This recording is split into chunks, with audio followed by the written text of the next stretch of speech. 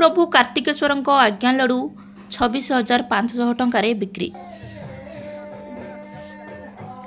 अनुगुल जिला आठमल्लिक ब्लॉक आंबसरमुंडा पंचायत अंतर्गत सियारीमलिया ग्राम में कार्तिकेश्वर पूजा कमिटी आनुकूल्य 25तम वार्षिक उत्सव अनुष्ठित हो जाइछि। पूर्वतन विधायक रमेश चंद्र साय, समाजसेवी अर्जुन साहू, डॉक्टर वंदिता प्रधान, शिक्षाविद वृंदावन साहू, पीतांबर प्रधान, युव उद्योगी श्रीकांत साहू, दिवाकर प्रधान सम्मानित अतिथि भाव जोगदे महाप्रभु कार्तिकेश्वर आज्ञा लडू नीलाम रे अंशग्रहण करथिले। लिटिल विश्वाल सर्वाधिक 26,500 टंकार नीलाम रे भाग्यशाली होई कार्तिकेश्वर आज्ञा लडू ग्रहण करथिले।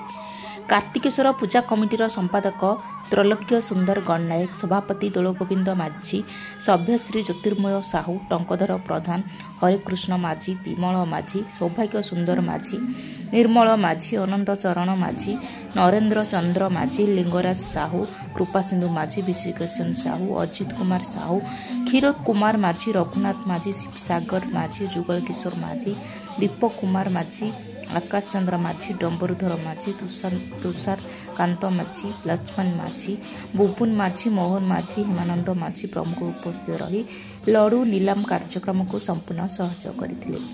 एहिथिरे आखपाख अंचल बहु संख्यार श्रद्धालु और दर्शक जोगदे अंशग्रहण करथिले। आपण विभिन्न कार्तिकेश्वर पूजा मंडप बुलिले से संपर्क कोन देखंतु ए पवित्र कार्तिक पूर्णिमा अवसर रे आठमल्लिक निर्वाचन मंडली तथा ओडिशार समस्त जनसाधारण को मो तरफ शुभेच्छा और अभिनंदन जनाऊँगी।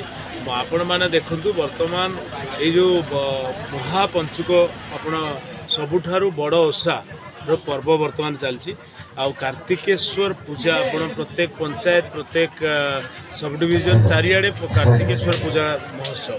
तेणु मु समस्त को कहबी जे ये जो धर्म बड़ पर्व ये पर्व समस्ते आम जो भाईचारा आम ओडिया और भारत वर्षर ऐतिह्य परंपरा को दोहराई समस्त को मोर अति कही। करुणाकर नायक रिपोर्ट, आठमल्लिक समाचार।